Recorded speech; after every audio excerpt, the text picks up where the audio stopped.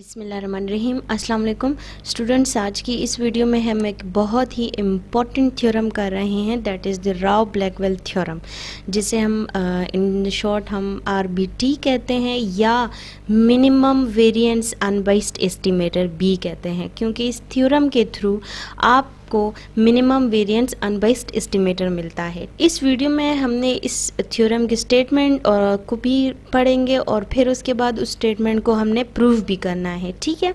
लेकिन सबसे पहले हम ये देख लेते हैं कि राव ब्लैकवेल थ्योरम की तरफ हम क्यों आते हैं।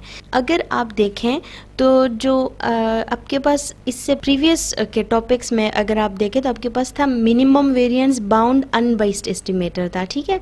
Minimum variance bound unbiased estimator आपके पास क्या था कि अगर आपका जो एफिशिएंट स्कोर होता है अगर वो कन्वर्ट हो सकता है in the form of a into T minus tau of theta के फॉर्म में, तो हम कहते हैं कि जो t आपका मिनिमम वेरिएंस अनबाइस्ड एस्टिमेटर है फॉर टॉ ऑफ थीटा, ठीक है। और अगर वो उस फॉर्म में कन्वर्ट नहीं हो सकता तो फिर हमारे पास MABUE जो है वो एग्जिस्ट नहीं करता।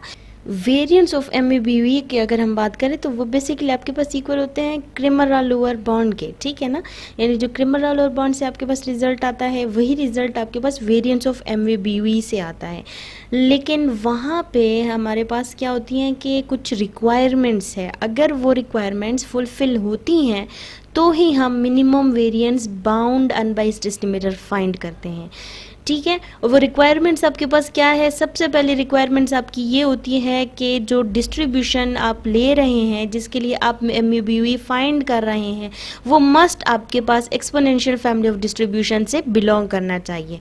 सेकंड रिक्वायरमेंट उसमें हमारे पास क्या होती है कि f ऑफ x थीटा यानी जो आपका PDF या PMF है वो डिपेंड करना चाहिए ओनली ऑन वन पैरामीटर, यानी उस में आपके पास उस डिस्ट्रीब्यूशन में एक सिर्फ और सिर्फ एक पैरामीटर इन्वॉल्व होना चाहिए, ठीक है। थर्ड रिक्वायरमेंट्स आपके पास क्या है कि इफ़ MABUE एग्जिस्ट करती है तो आप उसको वन फंक्शन के लिए भी कंस्ट्रक्ट कर सकते हो।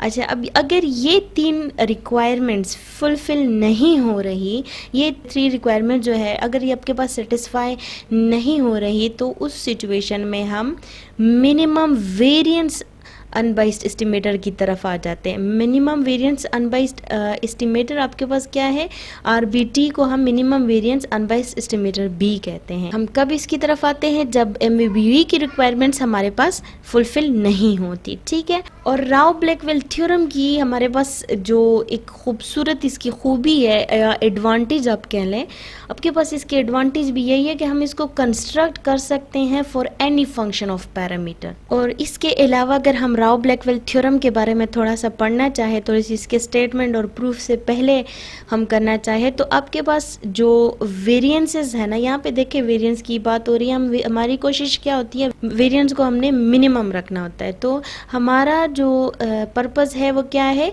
वेरिएंस को रिडक्शन ऑफ वेरिएंस है, ठीक है। हमारा पर्पस रिडक्शन ऑफ वेरिएंस है। सो राव ब्लैकवेल थ्योरम के स्टेटमेंट पे आ जाते हैं। आपके पास स्टेटमेंट क्या है कि late x1 x2 up to xn be a random sample from a density f of x theta, ठीक है।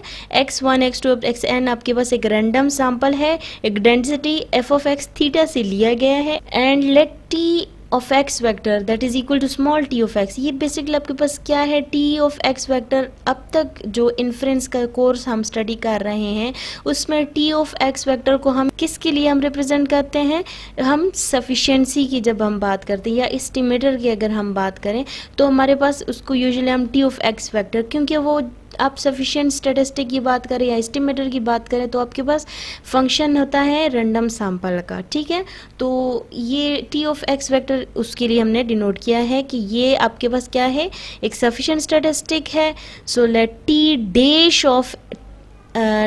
Of x is equals to small t dash of x vector. अच्छा, यहाँ पे अब ये देखें ये सिर्फ t ऑफ x था और ये आपके पास t डैश ऑफ x है, ये अब अलग अलग स्टैटिस्टिक है, ठीक है ना, ये अलग अलग, यानी t ऑफ x एक अलग स्टैटिस्टिक है, टी डैश ऑफ एक्स कुछ कोई और स्टैटिस्टिक है। तो आप देखें आपके पास क्या है, be an unbiased estimator of theta. अब जो टी डैश है ना, यहाँ पे क्या स्टेटमेंट में क्या है कि वो अनबाइस्ड एस्टिमेटर है किस चीज़ का, थीटा का। तो आपके पास एक न्यू एस्टिमेटर की को डिफाइन करते हैं। न्यू एस्टिमेटर को हमने डिनोट किया है बाय टी स्टेरिक, और वो आपके पास क्या है कि expectation of T dash given T. T dash क्या है, टी डैश आप अगर देखें हमने अभी इसको डिफाइन किया है कि T dash is an unbiased estimator of theta, और टी आपके पास एक सफिशिएंट स्टैटिस्टिक है। इनकी जो कंडीशनल एक्सपेक्टेशन है उसको हमने एक न्यू एस्टिमेटर से डिनोट किया है, और वो क्या है, टी स्टेरिक है। ठीक है, सो अब अगर आप देखें तो इस स्टेटमेंट में हमने क्या बात की है, सबसे पहले कि टी जो न्यू एस्टिमेटर जो डिफाइन हुआ है, अब जो हमने प्रूफ करना है वो क्या प्रूफ क्या करना है कि जो न्यू स्टैटिस्टिक जो एस्टिमेटर हमने डिफाइन किया है दैट इज टी स्टेरिक, वो आपके पास क्या है, is a statistic and is a sufficient statistic. अच्छा ठीक है, टी स्टेरिक एक स्टैटिस्टिक है और आपने ये शो करना है कि वो सफिशिएंट स्टैटिस्टिक है। ठीक है, सफिशिएंट स्टैटिस्टिक है, और फिर उसके बाद सेकंड में हमने क्या प्रूफ करना है कि जो टी स्टेरिक है वो आपके पास अनबाइस्ड एस्टिमेटर है थीटा के लिए। T asterisk is an unbiased estimator of theta. Third हमने क्या प्रूव करना है कि वेरिएंस ऑफ टी स्टेरिक, यानी जो न्यू एस्टिमेटर हम डिफाइन कर रहे हैं उसका वेरिएंस हमारे जो इससे प्रीवियस जो हमने डिफाइन किया था टी डैश, उसके वेरिएंस से मिनिमम होना चाहिए। ठीक है, variance of T asterisk is less और equals to variance of T dash. So ये तीन जो पॉइंट्स हैं इनको हमने प्रूव करना है। This is the statement of Rao Blackwell theorem. अब सबसे जो इम्पोर्टेंट बात है राव ब्लैकवेल थ्योरम की कि इसको प्रूफ करने के लिए हमने as T of X vector is a sufficient statistic. ठीक है ना, हमने क्या किया, जो स्टेटमेंट है उसी में हमें गिवन है कि T of X vector is a sufficient statistic.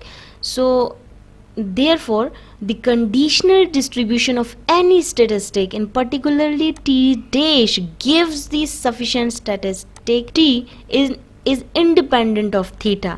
अच्छा जी, अब देखें क्वेश्चन में चूंकि हमें ये तो गिवन है ना स्टेटमेंट में कि T of X vector is a sufficient statistic. अब अगर हम सफिशिएंट स्टैटिस्टिक की बात करें तो सफिशिएंट स्टैटिस्टिक के by the definition of sufficient statistic हम क्या कहते हैं कि आपने जिसको सफिशिएंट स्टैटिस्टिक प्रूफ करना है तो उसकी कंडीशनल डिस्ट्रीब्यूशन जो है वो इंडिपेंडेंट ऑफ थीटा आना चाहिए। That is F of T dash given T, यानी जो टी डैश है, T dash is N estimator, इसका आपके पास कंडीशनल जो डिस्ट्रीब्यूशन है वो इंडिपेंडेंट ऑफ थीटा होना चाहिए। ठीक है, सो इसके बाद आपके पास क्या है कि जो न्यू गेस अनबाइस्ड एस्टिमेटर है दैट इज टी स्टेरिक, उसको हमने कैसे डिफाइन किया था कि वो आपके पास क्या है कि expected value of T dash given T. ठीक है, टी डैश गिवन टी। सो चूंकि एक्सपेक्टेशन है तो एक्सपेक्टेशन को हम कैसे डिफाइन करते हैं, एक्सपेक्टेशन को हम इंटीग्रल इनटू जो वेरिएबल है आपका वो into PDF of the corresponding variable. So यहाँ पे आपके पास क्या ये वो एक्सपेक्टेशन को ही हमने यहाँ पे इस तरह से ओपन किया है। अब यहाँ पे स्टूडेंट्स आप देखें तो ये जो है ना आपके पास, ये आपके पास इंडिपेंडेंट ऑफ थीटा है। इंडिपेंडेंट ऑफ थीटा कैसे, यहाँ पे कोई थीटा इन्वॉल्व ही नहीं है। सो सिंस जो टी स्टेरिक है ये वाला आपके पास जो न्यूली हमने जो गेस एस्टिमेटर हमारा है वो आपके पास चूंकि इक्वल है expected value of T dash given T, तो ये भी आपके पास फंक्शन है टी का। अगर आप देखें इसे तो ये क्या है, ये आपके पास टी का ही फंक्शन है। तो जब ये टी का फंक्शन है इसमें कोई थीटा इन्वॉल्व ही नहीं है, तो मैं इसको इस फॉर्म में लिख सकती हूँ ना कि ये इक्वल है G of T. G of T आपके पास क्या है, बेसिकली हमने इसको रिप्रेजेंट किया है कि आपके पास एक फंक्शन है टी का। ठीक है, तो जब ये टी का फंक्शन हो गया तो जो टी स्टेरिक है, जो न्यू हमारा एस्टिमेटर है, हमने जिसको गेस एस्टिमेटर कहा है, गेस अनबाइस्ड एस्टिमेटर, ये आपका क्या है, ये आपका सफिशिएंट स्टैटिस्टिक है। यानी जो फर्स्ट इस स्टेटमेंट में जो फर्स्ट पॉइंट हमें प्रूफ करना था कि T asterisk is a statistic and is sufficient statistic, तो वो हमारे पास प्रूफ हो गया। ठीक है, अब इसके बाद स्टूडेंट सेकंड हमने क्या प्रूफ करना है कि जो आपका टी स्टेरिक है वो एक अनबाइस्ड एस्टिमेटर है थीटा के लिए। तो उसको प्रूफ करने के लिए हम अगर जो टोटल एक्सपेक्टेशन थ्योरम्स हमारे पास है, अगर आप वो रिजल्ट जो है तो आपको याद है, तो वो आपके पास क्या होते हैं कि expectation of expected value of x given y, तो ये आपके पास इक्वल होता है एक्सपेक्टेशन ऑफ x। ठीक है, ठीक है, तो ये आपके पास इसके इक्वल होते हैं। सो इस टोटल एक्सपेक्टेशन ये जो टोटल एक्सपेक्टेशन के रिजल्ट हमारे पास है, इन्हीं रिजल्ट को यूज़ करके हमने सेकंड जो हमारा पॉइंट है उसको प्रूव करना है। ठीक है, अगर इस रिजल्ट में जहाँ पे x है उसको मैं रिप्लेस कर दूँ बाई t डैश, और जहाँ पे y है उसको रिप्लेस करें हम बाई t, तो आप देखें आपके पास क्या आएगा, expectation of expected value of t dash given t is equals to expected value of t dash आएगा। अब हमें पता है expected value of t dash given t, अभी हमने जिसको न्यूली जो हमारा अनबाइस्ड एस्टिमेटर था जो हमने गेस किया फॉर राव ब्लैकवेल थ्योरम, तो वो आपका क्या था, उसको हमने किससे डिनोट किया था, टी स्टेरिक से। सो ये टर्म आपके पास इक्वल है टी स्टेरिक के। ठीक है, इसकी जगह हमने पुट किया T asterisk. So expected value of T asterisk is equal to expected value of T dash आ गया। सही है, अब expected value of T dash क्या आपके पास है कि हमने स्टेटमेंट में ही कहा था कि T dash is an unbiased estimator of theta. So expected value of T dash is equals to theta, और ये आपके पास क्या शो हो रहा है कि expected value of T asterisk is equals to theta, यानी हम कह सकते हैं कि T asterisk is an unbiased estimator of theta. So जो सेकंड हमारी जो हमने प्रूफ करना था वो भी प्रूफ हो गया। थर्ड की तरफ आते हैं। थर्ड में हमें क्या प्रूफ करना था, थर्ड में हमें variance of T asterisk is less और equal to variance of T dash से को हमने शो करना था। तो उसके लिए भी हम यहाँ पे भी हमने टोटल एक्सपेक्टेशन के जो टोटल एक्सपेक्टेशन थ्योरम के जो रिजल्ट सेकंड रिजल्ट हमारे पास है कि variance of expected value of x given y plus expected value of variance of x given y वो इक्वल होता है वेरिएंस ऑफ x के। ठीक है, तो यहाँ पे भी सेम उसी तरीके से x को हमने t डैश से रिप्लेस कर देना है और y को t से रिप्लेस कर देना है। तो जब हम इसको रिप्लेस करेंगे तो आपके पास ये रिजल्ट बनेगा। ठीक है, और जब आपके पास ये इसके इक्वल आ गया, अब यहाँ पे आप देखें तो ये जो टर्म है आपके पास ये हमारे पास हमारे न्यू एस्टिमेटर के इक्वल है। सो इसकी जगह हमने टी स्टेरिक लिख दिया और आपके पास रिमेनिंग ऐसे आ गया। ठीक है, अब अगर आप देखें तो ये जो वेरिएंस ऑफ टी स्टेरिक है, वेरिएंस ऑफ टी स्टेरिक, ये आपके पास तब वेरिएंस ऑफ टी डैश की इक्वल होगा जब इसके साथ एक पॉजिटिव क्वांटिटी ऐड होगी। इस क्वांटिटी का हमें कैसे पता चला कि ये पॉजिटिव है, आप एक्सपेक्टेशन ले रहे हैं किस चीज़ का, वेरिएंस का। ठीक है, ये इस टी डैश गिवन टी का वेरिएंस है, तो वेरिएंस हमें पता है कभी भी वो नेगेटिव नहीं हो सकता। तो जब आप एक पॉजिटिव चीज़ की जब आप एक्सपेक्टेशन लेते हो तो वो भी पॉजिटिव रिजल्ट ही आता है। इसका क्या मतलब हुआ कि आप एक positive quantity variance of T asterisk के साथ ऐड कर रहे हैं। तो जब तक आप ये पॉजिटिव क्वांटिटी इस वेरिएंस के साथ आप ऐड नहीं करोगे तब तक ये इसके इक्वल नहीं आएगा, यानी ये इससे मिनिमम है। ठीक है, ये इससे कम है। ये इसके इक्वल कब होगा, जब इसके साथ कुछ ऐड होगा, कुछ पॉजिटिव चीज़ इसके साथ ऐड होगी, तभी ये जाके वेरिएंस ऑफ टी डैश के इक्वल आएगा।